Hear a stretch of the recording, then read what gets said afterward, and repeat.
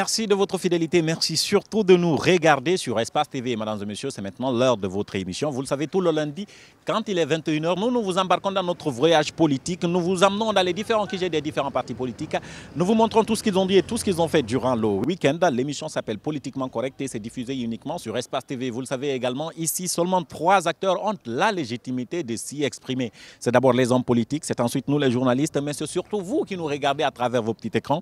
C'est pour vous que nous faisons cette émission grâce au degré de confiance que vous nous accordez, de vous informer, de vous instruire, mais surtout de tenter d'influencer le débat politique. Tout n'est pas politique, mais la politique s'intéresse à tout. Si c'est seulement maintenant que vous nous rejoignez, eh bien, l'émission va démarrer.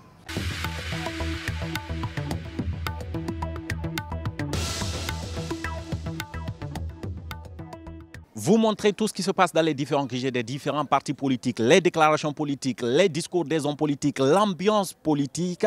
C'est cela l'émission Politiquement Correcte. Nous allons vous y amener chaque début de semaine. C'est bien cela notre objectif. Le bloc libéral entame depuis 4 jours une grève de la faim. Comment ça se passe? Nous allons y faire un tour au niveau de leur QG. C'est là où ils se sont établis, ou plutôt c'est là où on les a forcés à se retrancher pour poursuivre leur grève de la faim. Mais avant, allons-y retrouver Mamadou Makisso du côté des autres QG des partis politiques et on se retrouve juste derrière.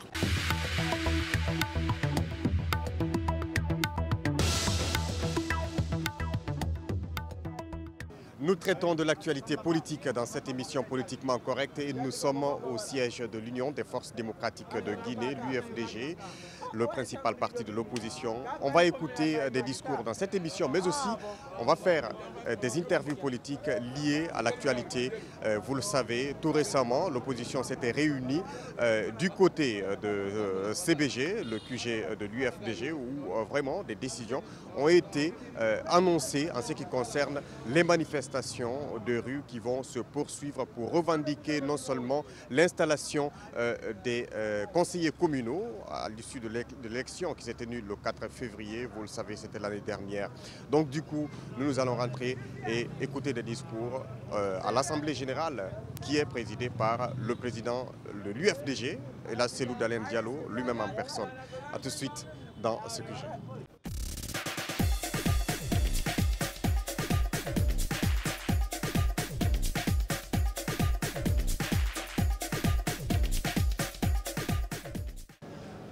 Très bien. Nous ne savons pas à quel parti ils appartiennent, mais pour nous, ce n'est pas important. C'est des citoyens guinéens arrachés à l'affection de leurs familles respectives. Nous devons exprimer notre solidarité et joindre nos prières à celles des parents et amis pour le repos de leur âme. Et vous savez, hier à l'Assemblée nationale, le président du groupe parlementaire, les démocrates libéraux, a demandé à la représentation nationale d'observer une minute de silence pour le repos de l'âme de ses compatriotes. Mais le président de l'Assemblée nationale a refusé. Mais après, il faut soit demander aux députés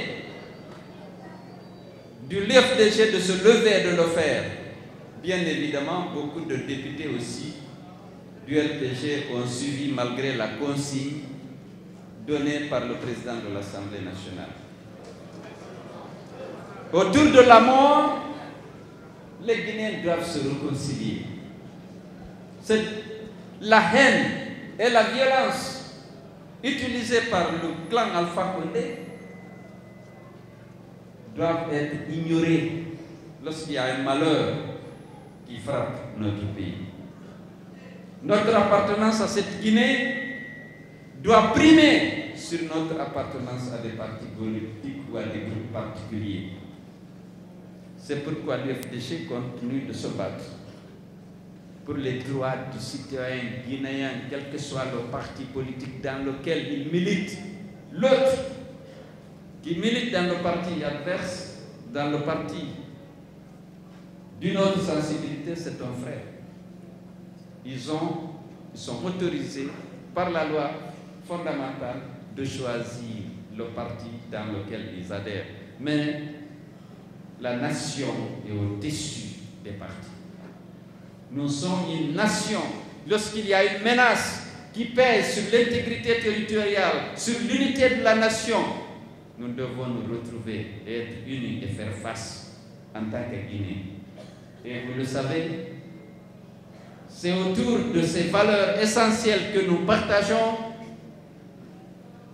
que nous sommes réunis au sein de l'UFDG et nous combattons la haine et la violence. Nous combattons la violation des droits humains et de nos lois. Et je vous encourage à continuer chaque fois qu'un Guinéen est affecté à côté de vous, dans votre environnement, venez manifester votre solidarité et votre soutien sans tenir compte de son appartenance politique. Aujourd'hui, nous sommes tous peinés. Nos enfants ne vont pas à l'école.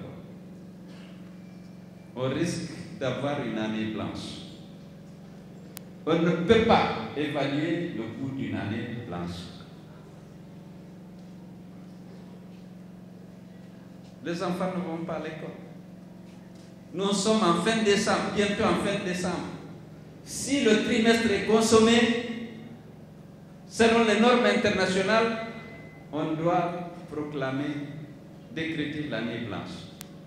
C'est triste pour notre pays. Vous savez déjà que notre système éducatif est malade. Par la qualité des infrastructures, la qualité de l'enseignement, le niveau des maîtres. Nous avons beaucoup de défis à relever pour faire de notre système éducatif un système éducatif performant. Pour que les jeunes de Guinée bénéficient d'un enseignement de qualité et qu'ils puissent compétir à armes égales avec les Sénégalais, les Philippins, les Béninois, les Américains. C'est notre ambition à l'UFDG, c'est pourquoi on a fait du système éducatif notre priorité dans notre projet de société. Aujourd'hui, il y a un enseignement au rabais. Il n'y a pas la rigueur. Les nominations pour les postes de gestion et d'encadrement sont réservées à des gens qui appartiennent au RPG, même lorsqu'ils n'ont pas les compétences. Au terme de l'année 2016-2014, il y a eu seulement 27% d'admis au baccalauréat. 27%. Où sont les 73% aujourd'hui? Certains sont au fond de la mer, dans la Méditerranée, parce qu'il n'y avait plus aucune perspective pour eux dans le pays. Certains sont au chômage dans les rues, désœuvrés, parce qu'il n'y a rien devant eux. Les parents, les mamans, les papas ont fait tout ce qu'ils ont fait. Ils ont même payé beaucoup aux marabouts, aux joueuses de chorus pour le succès de leurs enfants. Mais l'enseignement qu'ils ont reçu ne permettait pas d'être admis au bac. Où sont-ils? Ils sont là parmi vous, c'est vos frères, c'est vos enfants. On n'a pas cherché de solution. L'arrogance du Premier ministre. Dans la presse, on ne négocie pas. Non. Celui qui est en charge de l'éducation de tes enfants, viens, on va négocier. Parce que je ne veux pas que mes enfants soient dans la rue. Voilà ce que je peux faire. Voilà ce que je ne peux pas faire. Tes enfants, c'est tes frères, c'est tes enfants. On doit sensibiliser et obtenir le retour des enfants à l'école. Mais le gouvernement est arrogant. Il a frustré le SLEC par ses propos, par ses attitudes. On ne négocie pas. C'est impossible ce que vous demandez. Faites ce qu'on veut. On va réprimer. Non. Celui à qui vous avez confié l'éducation de votre enfant, vous devez l'écouter. Le convaincre, le sensibiliser. Parce qu'on ne peut pas sacrifier l'éducation de nos enfants. Ils ont choisi l'arrogance, la répression. Et voilà qu'on court vers une année blanche pour les jeunes de Guinée. C'est inacceptable. C'est de l'irresponsabilité. Alors qu'ils sont en train d'accumuler des fortunes par la corruption, par les marchés de gré à gré. On laisse les enfants des autres. L'école publique est sacrifiée. C'est inacceptable. Les parents d'élèves n'ont aucun recours. C'est triste pour notre pays. C'est une manifestation de la mauvaise gouvernance. Comment ça va se passer cette année? À supposer même qu'on n'ait pas l'année blanche. L'année précédente, seulement 27% d'admis au bac, dont 74% de garçons et 26% de filles. Ceux-là, on ne s'en occupe pas. Mais ceux qui étaient à l'école, encore, qui avaient l'espoir d'accéder à l'université, à une école professionnelle, pour chercher du travail, ils sont là. La route est fermée. On ne peut plus aller, c'est la désolation. Je voudrais exprimer en votre nom notre solidarité avec notre peuple, les parents d'élèves, qui n'ont plus de recours. Et condamner énergiquement l'arrogance du gouvernement qui refuse de dialoguer dans le respect du SLEC. Je suis convaincu que ces gens, s'ils avaient eu le respect et la considération dont ils ont besoin, humainement, on aurait trouvé des solutions. Mais lorsqu'on vous insulte, on est arrogant, on vous renvoie, naturellement, vous pouvez avoir des réactions, vous pouvez vous radicaliser. Nous invitons le gouvernement à se raviser, à revoir son attitude. L'enjeu est plus important que l'amour-propre d'un Premier ministre ou d'un président de la République. C'est l'éducation des enfants de la Guinée. C'est la Guinée de demain. On ne doit pas avoir d'état d'âme. On va faire preuve d'humilité et appeler à un dialogue responsable. Faire ce qu'on peut, ce qu'on ne peut pas, on sensibilise les autres pour que nos enfants reprennent le chemin de l'école. Parce que vous savez, actuellement, le gouvernement a suspendu toute manifestation pacifique. Il n'a ni le droit ni la compétence de le faire.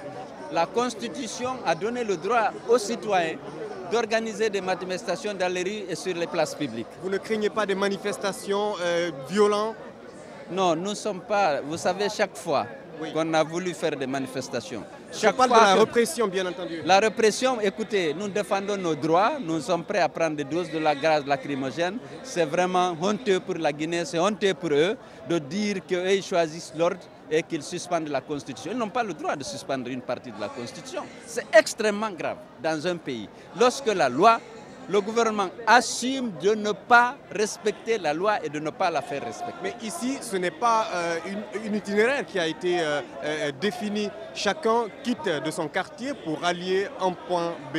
Oui, mais c'est sur le même parcours. Oui. C'est du carrefour de Bessia à l'esplanade de Palais Peuple sur l'autoroute. Oui. Donc chacun sait, ce n'est pas la peine que ceux qui habitent collés à aillent jusqu'à l'aéroport. On les trouve en chemin, on continue. Merci Elhadj. Merci.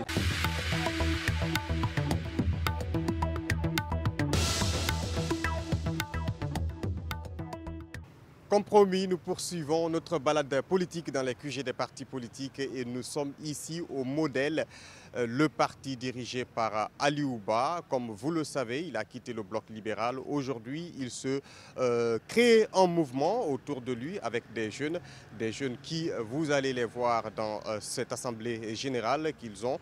À cette occasion, nous allons écouter des discours, mais aussi, comme vous le savez, nous aurons des interviews politiques avec, bien entendu, Aliou Ba et certains jeunes que nous aurons en interview.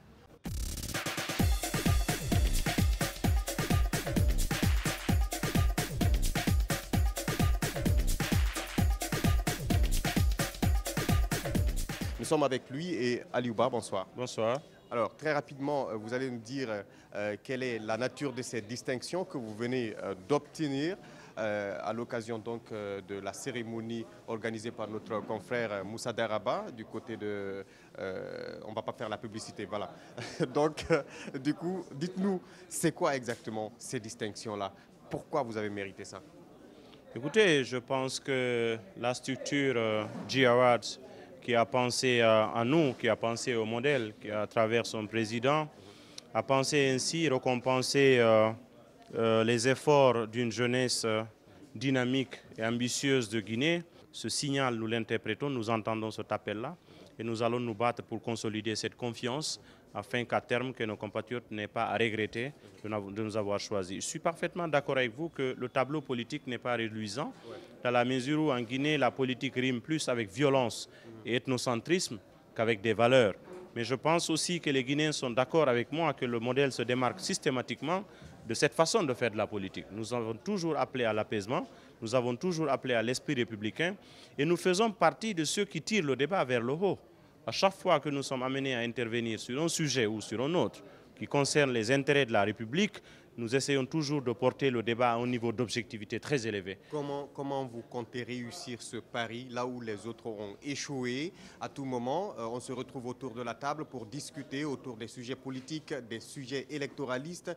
Et voilà, ce sont des accords qui ne sont pas souvent respectés et on se retrouve dans la rue. Vous comptez aller au-delà de ça? Comment? À travers quel mécanisme? Absolument, il faudrait bien faire de la sensibilisation. Nous avons une arme très puissante qui est notre projet.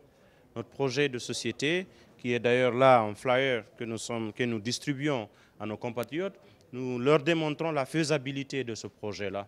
Parce que nous pensons qu'une fois le débat porté sur les innovations qu'on peut apporter, les solutions qu'on peut apporter, aujourd'hui les Guinéens, les hommes politiques ont besoin de s'exprimer pour qu'ils soient entendus par les paysans, par exemple. C'est ceux-là qui ont besoin de changer leurs conditions de vie. Ils travaillent tous les jours, mais quel type d'assistance ils ont?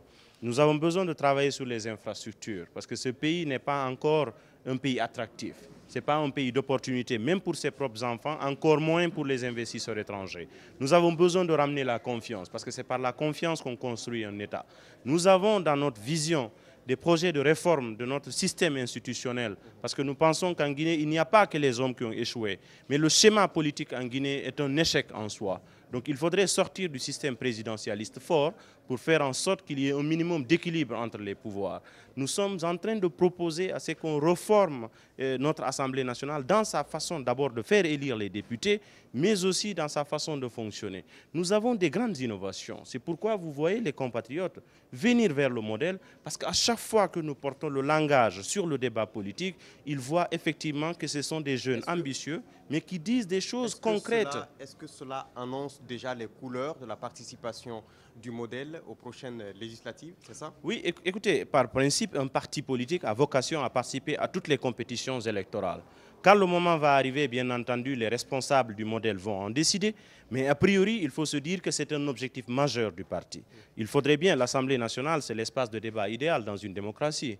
Alors ne pas y être, c'est carrément être à la marge de là où on fait peser véritablement le rapport de force. Aller au débat à l'Assemblée nationale que nous avons, c'est vrai, le résultat n'est pas aussi reluisant que ça, mais pour amener des jeunes de valeur, faire élire des jeunes de valeur au sein de l'Assemblée nationale fait partie des objectifs prioritaires du modèle, pour qu'on puisse véritablement qualifier le débat à l'Assemblée nationale afin que les solutions à nos problèmes puissent être débattues, mais il faudrait bien que ce soit des hommes qui portent des valeurs et des hommes qui soient qualifiés à promouvoir les valeurs républicaines. Donc les échéances électorales prochaines font partie de nos priorités, qu'elles soient les législatives, qu'elles soient les présidentielles, mais au moment opportun, le parti en décidera, bien entendu. Est-ce que, pour la dernière question, est-ce que vous êtes en train de préparer quelque chose contre un éventuel refus de l'agrément qu'on pourrait vous donner?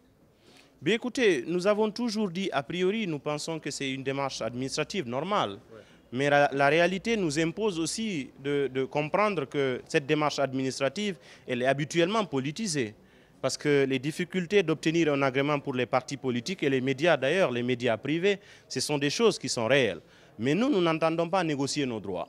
Parce que quand il s'agit de nos droits, nous entendons nous battre. Si nous ne sommes pas capables de nous battre pour obtenir notre agrément, c'est que nous ne serons pas capables de nous battre pour changer la Guinée. Donc ces jeunes que vous voyez là, ils sont déterminés à faire agréer le modèle.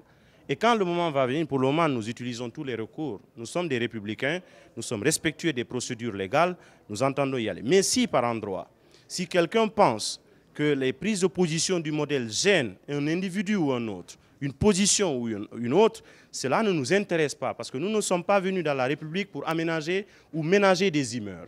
Qu'on soit content ou pas, ce n'est pas ce qui nous intéresse. C'est la démarche républicaine qui nous importe. Et rassurez-vous qu'après avoir utilisé les voies de recours qu'il faut, il y a d'autres voies que la République nous permet d'utiliser pour exercer le rapport de force nécessaire afin que le modèle soit agréé. Déjà, c'est un parti qui est en gestation, dont il faut qu'il naisse. De quelle façon il va naître, il leur appartiendra de décider.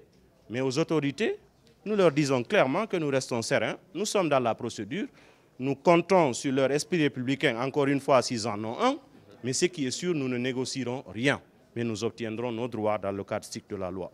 En tout cas, grand merci d'avoir accepté. Merci beaucoup, Espace. Et je suis très fier de tous les militants et responsables du modèle et tous les militants également de l'opposition. J'ai dit que je dédie ces 2 distinctions à toutes les victimes des violences politiques dans notre pays et tous les jeunes Guinéens qui se battent tous les jours dans l'anonymat, sans qu'ils ne soient sous les feux des projecteurs, mais ceux-là qui sont en train de faire avancer la Guinée.